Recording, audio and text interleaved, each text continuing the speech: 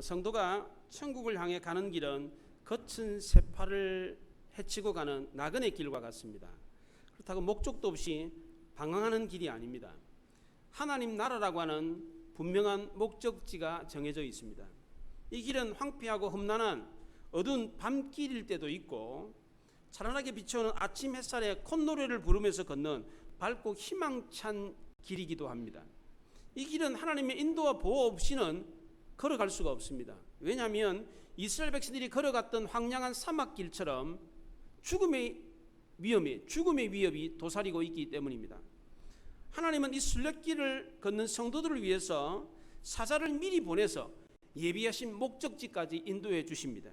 사람들은 새로운 길을 갈 때에 흥미를 느끼기도 하지만 두려움을 갖기도 합니다. 예를 들면 대학을 입학하거나 회사에 처음 취업을 해서 첫 출근을 하는 사람은 두려움보다는 오히려 기대감이 있습니다.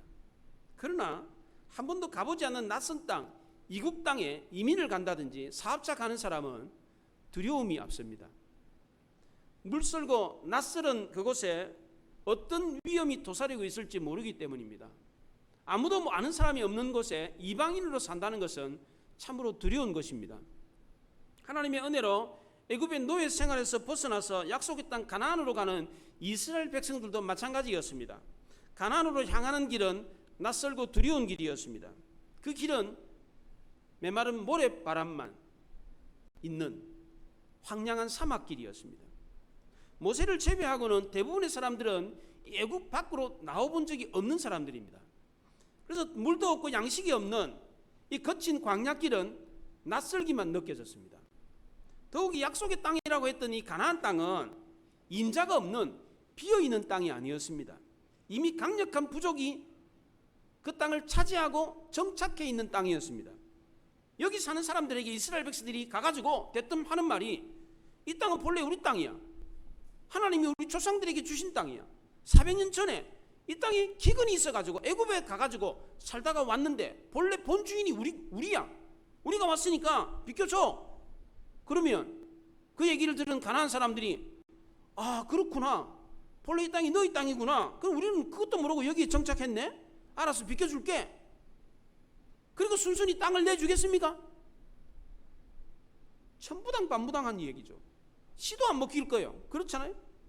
그렇다고 힘으로 완력으로 쫓아낼 수 있느냐? 그럴 수도 없었습니다. 가나안에 정착해 있는 이 사람들은 철기 문명을 누리고 있었습니다. 철칼을 갖고 있었어요. 게다가 전차가 있었습니다. 앞에서 말이 몰고 말을 이렇게 잡고 있는 사람이 있고 뒤에서 활을 쏘는 이런 그 전차가 있었어요. 지금으로 말하면 탱크와 같은 겁니다. 탱크. 우리나라 6.25 때 북한의 탱크가 밀고 내려왔을 때 남한 군사들은 소총으로 응대했어요. 탱크에다가 뭐 소총 쏘아봐야 뭐 어떻게 하겠어요. 뭐 수리탄 까가지고 던지고 뭐 해도 뭐 막을 수가 없는 거죠. 이게 상대가 되겠습니까? 이스라엘 백성들도 마찬가지였습니다. 적은 탱크를 가지고 있는데 이스라엘 백성들은 돌도끼, 죽창 이걸로 싸웠습니다. 싸움 상대가 안 됐습니다. 게다가 이스라엘 백성들이 광야를 통과하는 것은 쉬운 일이 아니었습니다. 200만 명이 넘는 사람들이 40년 동안 광야에서 생활을 해야 되는데 어떻게 이게 가능합니까? 물이 어디 있고 양식이 어디 있습니까? 그 모래 위에 뭐가 있겠어요? 또 이 광야에는 도적대들이 많았는데 이 광야를 통과하는 게 쉬운 일이 아니었습니다. 그래서 광야 40년을 거쳐서 가나안 땅에 들어가는 것은 허무맹랑한 꿈처럼 보였습니다. 이스라엘 백성들 앞에 펼쳐진 새로운 미래는 희망차고 밝은 미래가 아니었습니다. 불안과 두려움이 마치 짙은 안개와 같이 이스라엘 백성들이 앞을 가려가지고 한치 앞을 내다볼 수 없는 그런 미래였습니다. 그런데 이걸 어쩝니까? 애굽에서 나왔고 천년만년 물도 없고 양식도 없는 사막에서 그냥 있을 수가 없잖아요. 노예에서 해방돼 가지고 애굽으로 다시 돌아갈 수가 없잖아요. 해방돼 가지고 자유인이 됐는데 다시 또 애굽으로 돌아갈 수 있습니까? 그렇다고 아무것도 하지 않고 그냥 광야 사막에 어두커니 그냥 머물면서 지낼 수 있습니까? 그럴 수도 없습니다. 가나안에 가기 위해서 나왔으니까 어떤 일이 있어도 가나안에 들어가야만 하는 것입니다. 오늘 우리 교회 현실도 그렇지 않습니까? 공사를 시작했는데 문제가 첩첩산중입니다. 걱정을 하기 시작하면 걱정할 게 한두 개가 아니에요. 다들 한결같이 우리 마음대로 되는 게 아닙니다. 문제마다 다 사람들의 생각이 다 달라요. 부딪혀서 갈등을 해결해야 됩니다. 그렇다고 힘들다고 무턱대고 그냥 내팽개 쳐놓고 될 대로 되라 이렇게 하면 되겠습니까? 공사가 이미 시작됐기 때문에 중단할 수 없습니다. 어떻게 해서든지 이 공사를 마무리 지어야 됩니다. 사람이 그렇습니다. 발등에 불이 떨어지면 어떻게 해서든지 그 일을 해결하려고 합니다. 다급하고 하지 않으면 안 될 일이 발생하면 어떻게 해서든지 그 일을 하려고 합니다. 평소에 공부를 하지 않던 학생도 시험 기간이 되면 공부하는 신용이라도 합니다. 근데 참 이상하게도 막상 일이 닥쳐서 힘을 내서 하다 보면 그 일을 이루어냅니다. 그 일을 하기 전에는 이루지 못할 것처럼 산처럼 크고 무겁게 느껴졌는데 막상 다쳐서 일을 하게 되면 그 일을 해냅니다. 그렇잖아요? 그래서 일은 일단 저질러 놓고 본다 이런 말이 있습니다. 이 말은 앞뒤 가리지 말고 무턱대고 일을 시작해라 그런 뜻이 아니라 도전하라는 뜻입니다. 사람들이 일을 이루지 못하는 것은 그 일을 이룰 수 없기 때문에가 아니라 도전하지 않기 때문입니다. 특히 요즘 젊은이들이 이런 유행이 많습니다. 도전이라도 하면 뭐라도 이룰 수 있는데 아무것도 도전하지 않는 젊은이들이 많아요. 도전하지 않으면 아무것도 이룰 수가 없습니다. 저는 인생에 이런 지론이 있습니다. 할 수 있는 만큼 최선을 다한다. 비록 그 일을 다 이룰 수 없다고 할지라도 내가 할 수 있는 만큼 최선을 다한다. 이런 지론이 있습니다. 그러면 내가 할 수 있는 만큼 하면 할 수 있는 만큼 이룰 수 있는 것입니다. 그런데 아예 처음부터 완벽하지 못하기 때문에 나는 그 일을 이룰 수 없기 때문에 시작도 안 하는 사람은 아예 아무것도 이루지를 못합니다. 그렇잖아요? 우리 중에 완벽한 사람이 누가 있습니까? 출애굽에서 광야로 나온 이스라엘 백성들도 완벽하지 않았습니다. 광야 생활에 익숙하지 않았습니다. 40년 광야 생활을 견딜 수 있는 힘도 지혜도 능력도 없었습니다. 가나안과 싸워서 이길 수 있는 힘이 없었습니다. 그런데도 하나님은 이스라엘을 광야로 불러내셨고 가나안으로 인도하셨습니다. 왜 그랬습니까? 하나님이 이스라엘이 부족하다는 사실을 몰라서 불러낸 겁니까? 광야를 감당할 능력도 없었고 가나안을 상대할 힘도 없었는데 그걸 하나님이 몰랐습니까?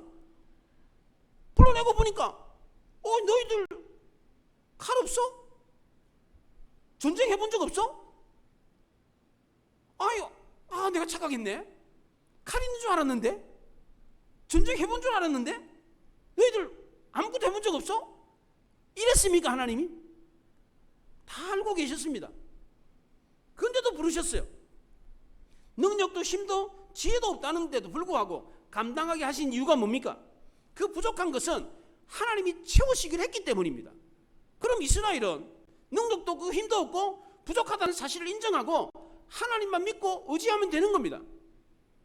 세상 사람들은 일을 저질러 놓고 자기가 가지고 있는 모든 힘을 다 쏟아서 그 일을 해냅니다. 그런데 우리 믿는 성도들은 일이 힘이 부딪히면 자기의 능력 없음을 인정하고 하나님께 매달립니다. 그럼 하나님이 놀라운 힘을 주십니다. 그래서 성도들은 하나님이 주신 힘으로 일을 이루었기 때문에 하나님께 영광을 돌립니다. 그런데 세상 사람들은 자기 힘으로 일을 이루었기 때문에 자기에게 영광을 돌립니다.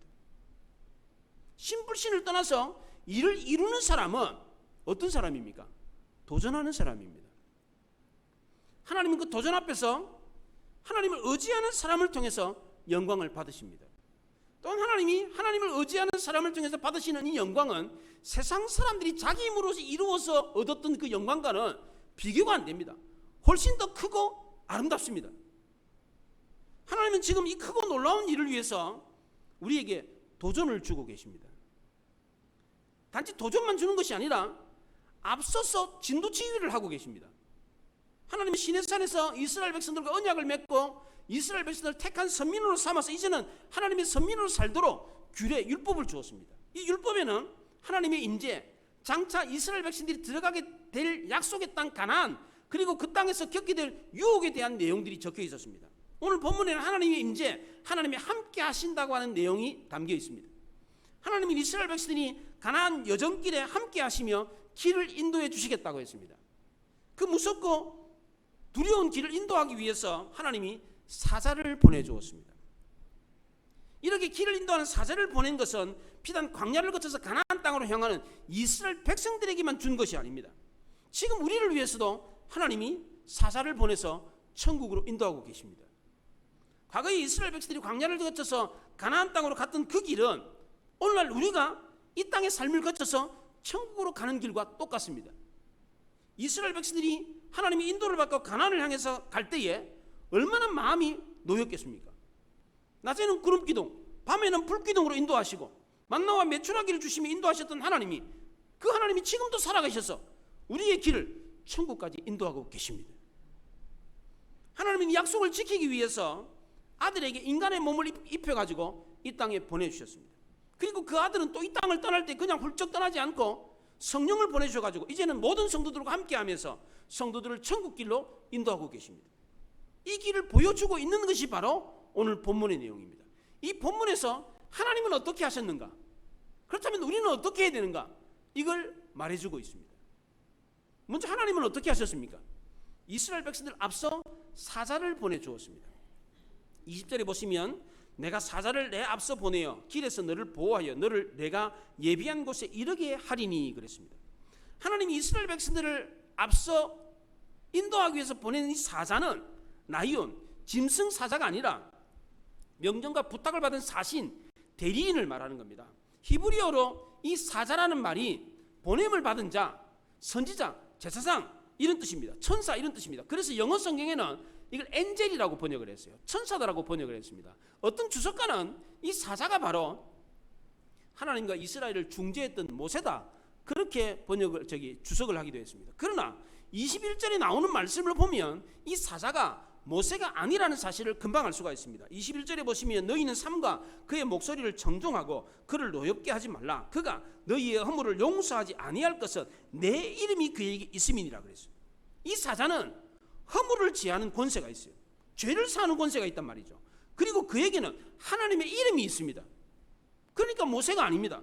모세는 죄를 살 권세가 없습니다. 하나님의 이름도 없습니다. 죄를 사하는 권세가 있다, 하나님의 이름이 있다, 이것은 곧 하나님이라는 뜻입니다. 하나님과 동등된 존재라는 뜻입니다. 그래서 여기서 말하는 사자는 성육신 하기 전에 예수 그리스도를 뜻하는 것입니다. 하나님이 이스라엘 백성들과 함께 한다는 것을 보여주었습니다. 이것이 바로 하나님의 임재인데, 이 하나님의 임재의 증거, 하나님이 함께 한다는 증거가 바로 불기둥과 구름기둥이었습니다. 이 불기둥과 구름기둥, 하나님의 임재를 인격체로 표현한 것이 바로 사자였습니다. 불기둥과 구름기둥은 말 그대로 불이고 그냥 구름이에요. 그러나 사자는 인격체입니다. 그래서 이 사자는 이스라엘 백성들을 광야길로 인도하는 모세가 아니었습니다. 왜냐하면 모세는 하나님과 동등된 존재가 아니었기 때문입니다. 모세 역시도 이스라엘 백성들을 하나님께로 인도하는 길 안내자 역할을 했습니다. 그리고 그가 전했던 율법도 마찬가지입니다. 율법 역시도 이스라엘 백성들 하나님께로 인도하는 길 안내자 역할을 했습니다. 그런데 이 율법이 인간의 죄를 사하고 인간을 완전하게 해서 하나님 앞에 세웁니까? 그렇지 않습니다. 율법 역시도 하나님을 가리키는 손가락에 불과합니다. 손가락이요, 그냥. 이게 하나님이 아니에요. 이분이 하나님이다, 하나님을 가리키는 손가락일 뿐이지 하나님이 아니라는 겁니다. 모세 역시도 마찬가지입니다. 이스라엘 백성 하나님께로 인도하는 길 안내자 역할을 하는 손가락이지 그가 곧 하나님이 아니에요. 그래서 하나님의 이름이 있고 죄를 사는 권세가 있는 사자를 이스라엘 백성들 앞에 보내주었습니다. 이 사자는 훗날 인간의 몸을 입고 이 땅에 오시는 예수 그리스도였습니다. 하나님이 이 사자를 이스라엘 백성들 앞에 보내주었습니다. 하나님이 이 사자를 이스라엘 백성들 앞에 보내신 이유가 뭡니까? 이스라엘 백성들을 보호하고 하나님이 예비한 곳에 이르게 하기 위해서입니다.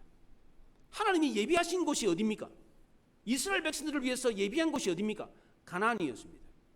이와 마찬가지로 하나님이 성육신하신 예수 그리스도를 이 땅에 보내서 우리를 위해서 예비하신 곳이 어디입니까? 그곳이 어디입니까? 저 천국입니다. 하나님이 이스라엘 백성들을 가나안 땅에 이르게 하기 위해서 어떻게 했습니까? 첫째로 하나님은 이스라엘 백성들을 보호해 주셨습니다. 이스라엘 백성들이 광야길을 가던 40년 그 광야 생활 동안에 하나님의 임재를 상징하는 구름 기둥이 늘 언제나 40년 동안 이스라엘 백성들 위에 있었습니다. 구름 기둥이 낮에만 있은 게 아닙니다. 밤에도 텐트 치는 그 천막들 위에 구름 기둥이 있었어요. 밤에는 태양빛이 비치지 않으니까 사막 기후가 춥습니다. 그러니까 불을 비춰가지고 불을 떼가지고 이스라엘 백성들이 춥지 않도록 따뜻하게 해주었습니다. 광야 40년 동안 구름 기둥이 이스라엘 백성들을 떠나지 않았던 것처럼 지금도 하나님은 단 한순간도 우리를 떠나지 않고 우리를 지키고 보호하십니다. 불기둥이 이스라엘 백성들을 따뜻하게 해주었던 것처럼 지금도 하나님은 불기둥처럼 우리를 따뜻하게 품어 보호해주고 계십니다. 광야에서 이스라엘 백성들이 40년 동안 경험했던 그 불기둥과 구름 기둥은 그때만 있었던 것이 아니라 지금 우리에게도 동일하게 있다는 겁니다. 이걸 믿으시기 바랍니다. 두 번째로 하나님이 이스라엘 백성들을 가나안으로 인도하기 위해서 대적들을 물리쳐 줬습니다. 22절에 보면 내가 그의 목소리를 잘 청종하고 내 모든 말대로 행하면 내가 내 원수의 원수가 되고 내 대적의 대적이 될지라, 그렇게 말을 했습니다. 하나님이 이스라엘 백성들이 앞길을 가로막는 원수 대적을 물리쳐 주었습니다. 실제적인 증거가 바로 이스라엘 백성들이 가나안 땅에 들어가서 대적해야 될 가나안 7족속들을 완전히 그냥 무찔러 줬습니다. 그게 23절의 내용입니다. 사사를 보내가지고 아모리 사람, 헷 사람, 브릿 사람, 가나안 사람, 히윗 사람, 여부스 사람 끊어버리겠다, 박살내버리겠다 그랬어요. 여기 가나안 6족속이 나와요. 원래 가나안 7족속이거든요. 헷과 여악이 히브 7족속이거든요. 예, 우리 연길 형제는 외워야 되는데 이거 외워야 돼. 헷과 여악이 히브 7족속, 가나안 7족속인데 여기 기르가스 족속이 빠졌어요. 그래서 70인 번역에서는 이게 기르가스를 이렇게 넣었어요. 실제적으로 이스라엘 백성들이 대적했던 나라들이 7족속만 있는 게 아니에요. 그 외에 다른 족속이 있어요. 이스라엘 백성들을 대적할 수 있는 족속이 아무도 한 나라도 없었습니다. 왜냐하면 이스라엘을 대적하는 것은 곧 하나님을 대적하는 것과 같았기 때문입니다. 22절에 너를 대적하는 자는 내 대적이 될지라 그랬어요. 이 약속은 지금도 유효합니다. 하나님의 사람을 대적하면 그것은 곧 하나님을 대적하는 것 같습니다. 그럼 하나님이 가만 안 둡니다. 하나님의 성도를요, 하나님이 사랑하는 하나님의 백성을 대적하잖아요. 그 사람 하나님이 가만 안 둡니다. 진짜 박살내버립니다. 그런 역사가 지금도 동일하게 있습니다. 로마서 8장에 보면 만일 하나님이 우리를 위하시면 누가 우리를 대적하리요? 누가 능히 하나님의 택하신 자를 고발하리요? 누가 정죄하리요? 누가 우리를 그리스도의 사랑에서 끊으리요? 이 모든 일에 우리를 사랑하시는 이로 말미암아 우리가 넉넉히 이기느니라 그랬어요. 우리를 대적하면 하나님을 대적하는 자이기 때문에 누가 하나님을 이길 수 있냐 이거예요. 누가 하나님의 사랑에서 우리를 끊을 수 있냐 이거. 그러니까 세상에서 우리는 천하무적이요. 우리를 이길 사람 아무도 없어요. 그렇다면 우리는 이런 하나님의 보호와 하나님의 인도를 받으려면 어떻게 해야 합니까? 하나님이 이렇게 놀랍게 우리를 천국 길로 인도하시는데 우리는 그럼 어떻게 하면 돼요? 이스라엘 백성들은 어떻게 해야만 했습니까? 첫째로 이스라엘 백성들은 하나님 목소리를 청종하고 그를 노엽게 하지 말아야 했습니다. 21절 상반절에 너희는 삼가 그의 목소리를 청종하고 그를 노엽게 하지 말라 그랬어요. 이스라엘 백성들은 하나님의 말씀을 받을 때 하나님의 백성다운 삶을 살 수 있게 되었습니다. 하나님의 사자가 이스라엘 백성들을 보호하고 인도했던 것은 바로 말씀이었습니다. 이 말씀이라는 말이 따바르라는 말인데 광야로부터라는 뜻입니다. 이게 이 말씀이라는 이 뜻이 히브리어 원뜻이 광야로부터 주신 거예요. 이게 광야로부터 이 말씀으로 이스라엘 백성들을 인도하고 보호했습니다. 이 말씀을 어떻게 줬습니까? 직접 하나님이 말씀을 주기도 했지만 대부분은 모세를 통해서 줬습니다. 이런 패턴이 있었기 때문에 아주 여러 가지 중요한 변화가 있었습니다. 이스라엘 백성들이 믿음이 충만할 때는 모세의 말을 잘 들었습니다. 모세를 통해서 들려주신 하나님 말씀을 잘 들었어요. 그런데 이스라엘 백성들이 믿음이 약해졌을 때는 모세를 통해서 들려주신 하나님 말씀을 잘 듣지 않았어요. 말씀을 전하는 모세에게서 하나님의 모습이 보이지 않고 인간적인 모세의 모습만 보았습니다. 모세의 인격적인 매력에 매료됐을 때는 말씀을 잘 들었습니다. 그런데 모세와 실수와 허물을 봤을 때는 모세를 통해서 들려주신 하나님의 말씀을 잘 듣지 않았습니다. 하나님의 말씀을 듣는 경우에 전하는 자나 듣는 자가 다 겸손해야 됩니다. 만약 그렇지 않으면 추악한 악취가 풍깁니다. 미국의 대설교가 맡은 노이드 존스 목사님은 목회자가 추악해지는 경우가 두 가지가 있다고 했습니다. 하나는 자신의 인간적인 매력을 강조해서 자신을 바라보게 하는 때, 또 하나는 성도들이 듣기 좋은 설교를 전해서 하나님의 공의를 잃어버리게 하는 때라고 했습니다. 성도가 추악해지는 경우도 두 가지가 있다고 했습니다. 하나는 순종하지 않고 자기 생각을 앞세울 때, 또 하나는 갑질불응하지 않고 축복만 바랄 때라고 했습니다. 성도나 목사나 다 하나님의 말씀을 들을 때는 겸손해야 됩니다. 그렇지 않으면 거룩한 하나님의 말씀을 받았음에도 불구하고 추악해집니다. 이스라엘 백성들이 하나님의 보호와 인도를 받을 수 있었던 방법은 하나님의 목소리를 청종하고 그를 노엽게 하지 않은 것이었습니다. 사무엘은 이스라엘 백성들에게 여호와께서 번제와 다른 제사를 그의 목소리를 청종하는 것을 좋아하심같이 좋아하시겠나이까? 순종이 제사보다 낫고 듣는 것이 수양의 기름보다 나으니, 그렇게 말을 했습니다. 순종이 제사보다 낫다, 듣는 것이 수양의 기름보다 낫다, 그렇게 말을 했습니다. 듣는 게 그렇게 중요하다, 듣고 순종하는 게 그렇게 중요하다, 그렇게 말을 했습니다. 하나님의 말씀을 듣는 청중들의 선택은 두 가지입니다. 듣고 따르느냐, 듣지 않느냐, 둘 중에 하나입니다. 믿음의 조상 아브라함은 하나님의 말씀을 온전히 쫓아서 행해서 복의 근원이 되었고 하나님의 보호와 인도하심을 받았습니다. 베드로의 설교를 들었던 유대인들도 어찌할꼬 라고 회개했을 때 구원받는 성도가 됐습니다. 지금도 하나님의 말씀을 듣고 순종하는 사람은 하나님의 인도와 보호하심을 받을 수가 있습니다. 두 번째로 하나님의 인도와 보호를 받으려면 하나님의 말씀을 듣고 그 말씀대로 행해야만 합니다. 22절에 보면 내가 그의 목소리를 잘 청종하고 그 모든 말대로 행하면 내가 내 원수에게 원수가 되고 내 대적에게 대적이 될지라, 그렇게 말을 했습니다. 우리가 하나님 말씀을 잘 듣고 말씀대로 행하면 우리를 대적할 자가 없습니다. 우리를 대적하는 것은 하나님을 대적하는 것이기 때문에 누가 감히 하나님을 대적하겠습니까? 다윗은 시편 23편에서 여호와는 나의 목자시니 내가 부족함이 없다, 그렇게 말을 했습니다. 이렇게 말했을 때 하나님이 다윗을 어떻게 해줬습니까? 원수들 앞에서 상을 차려줬습니다. 다윗은 단지 여호와는 나의 목자다 이렇게 고백했을 뿐인데, 하나님의 말씀을 듣고 하나님 말씀대로 순종했을 뿐인데, 하나님은 다윗의 평생에 막대기와 지팡이가 되어주었습니다. 하나님 말씀을 따르는 자는 이런 행복과 축복의 길을 인도함 받습니다. 하나님의 사자가 이스라엘 백성들을 축복의 땅 가나안으로 인도했던 것처럼 오늘날 성령이 우리의 삶을 진리 가운데로 천국으로 인도해 주고 계십니다. 어떤 사람이 이런 축복을 받습니까? 하나님의 말씀을 듣고 그 말씀대로 행하는 사람입니다. 반대로 하나님 말씀에 불순종하는 사람은 어떻게 됩니까? 하나님이 그의 원수가 되어서 하나님이 그와 싸우세요. 하나님과 싸워서 이길 사람이 누가 있겠어요? 다윗을 보호하고 축복의 길로 인도했던 막대기와 지팡이는 하나님을 거역하는 사람에게는 때리는 매, 가르치는 막대기가 되는 거예요. 반대가 되는 겁니다. 어떻게 하시겠어요? 두 가지 길밖에 없어요. 청종할 건가, 거역할 건가, 두 가지 길밖에 없어요.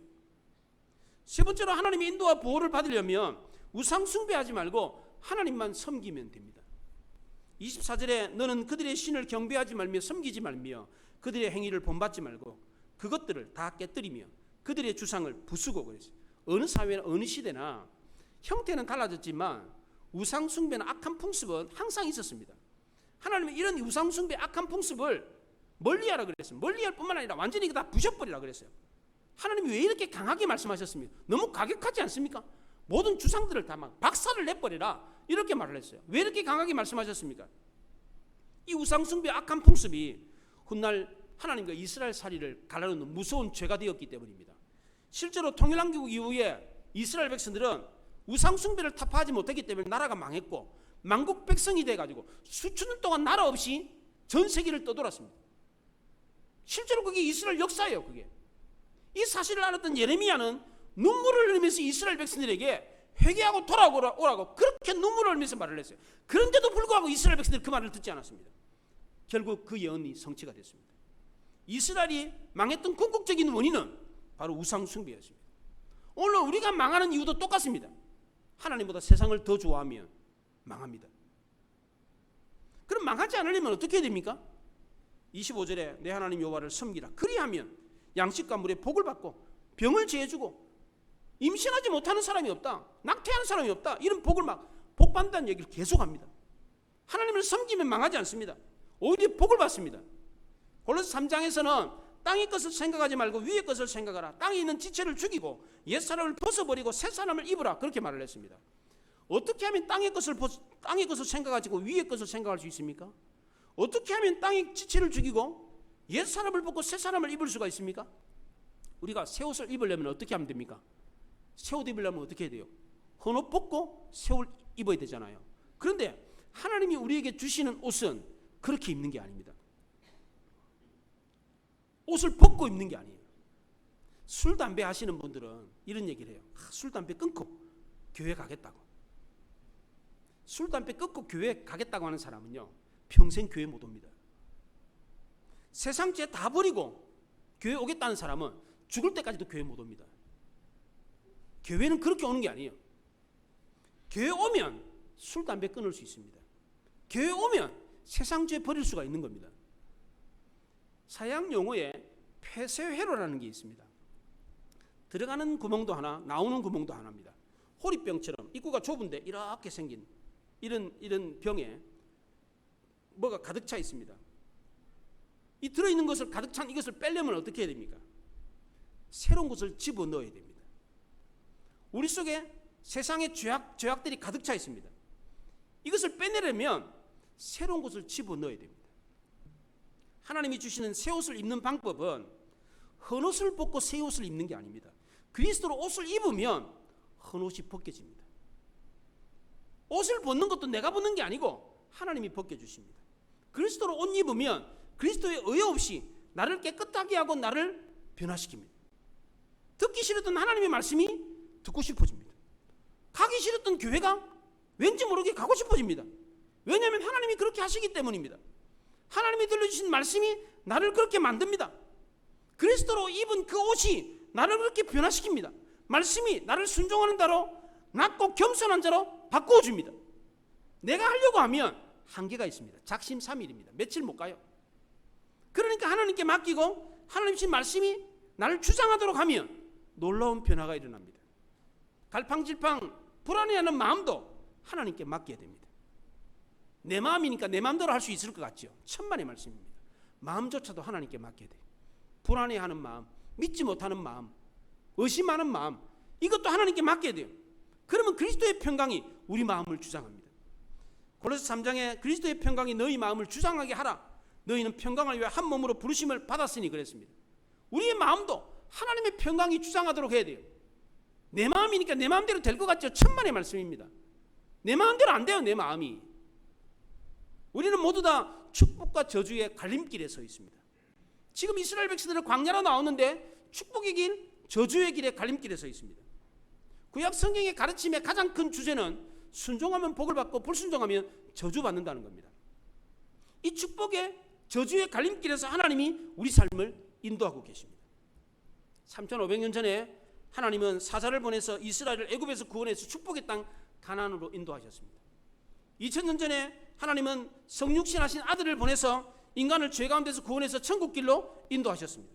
지금 하나님은 성령을 보내서 우리와 함께 하시며 우리를 보호하시고 우리를 축복의 길로 천국길로 인도하고 계십니다. 이것을 믿고 인정하는 성도는 하나님의 인도와 보호를 받을 수가 있습니다. 그런데 참 이상하게도 우리의 본성은 이런 걸 인정하고 싶어 하지 않습니다. 하나님이 우리의 삶을 인도하는 것이 아니라 내가 내 삶을 인도한다, 내가 내 삶을 이끈다, 이렇게 생각합니다. 사람이 그 길을 계획할지라도 그 걸음을 인도하시는 이는 하나님이다라고 분명하게 말을 했는데도 불구하고 이걸 인정하지 않고 자기가 자기 삶을 주관한다고 고집을 부리는 사람들이 있습니다. 하나님이 이런 사람들을 내버려 두십니다. 그래, 네 하고 싶은 대로 해라. 네가 네 삶을 인도한다고? 그래, 한번 해봐라. 내버려 두십니다. 하나님은 말씀을 순종하는, 말씀을 듣고 순종하는 자, 세상 신을 버리고 하나님만 섬기는 사람을 인도하고 보호해 주십니다. 우리는 모두 다 늘 하나님을 의지하고 하나님의 말씀이 우리 삶을 주장하도록 믿음으로써 하나님의 인도와 보호를 받을 수 있기를 바랍니다. 하나님의 인도함을 받는, 보호를 받는 성도는 대적할 자가 없습니다. 넉넉히 이깁니다. 누가 우리를 하나님의 사랑에서 끊을 수 있으리요 그랬습니다. 그러므로 늘 하나님을 의지하고 하나님 인도를 받음으로 승리하는 성도가 될 수 있기를 바랍니다. 축복과 저주의 갈림길에서 우리를 복된 길로 인도하시는 하나님의 구원의 손길을 뿌리치지 마시고 하나님의 손에 이끌려 복된 길로 갈 수 있기를 바랍니다. 오늘 말씀은 너무나도 평범하고 다 아는 이야기 아닙니까? 하나님 말씀대로 살면, 하나님이 이끄시는 대로 살면 복된 길로 간다. 다 아는 말씀 아닙니까? 그 얘기를 지금 하고 있는 겁니다. 우리의 길이 축복과 저주의 갈림길에 놓여 있습니다. 복된 길 가려면 하나님 말씀대로 따라가면 된다. 이게 오늘 말씀입니다. 얼마나 평범하고 다 아는 지식입니까? 평범함 속에 진리가 있습니다. 하나님 말씀을 잘 들어서 하나님을 노엽게 하지 마시고 하나님 말씀 잘 듣고 그 말씀대로 행하고 하나님만 의지함으로 복된 길 가는 우리 모두가 될 수 있기를 바랍니다. 기도하겠습니다. 말씀을 생각하며 기도합니다.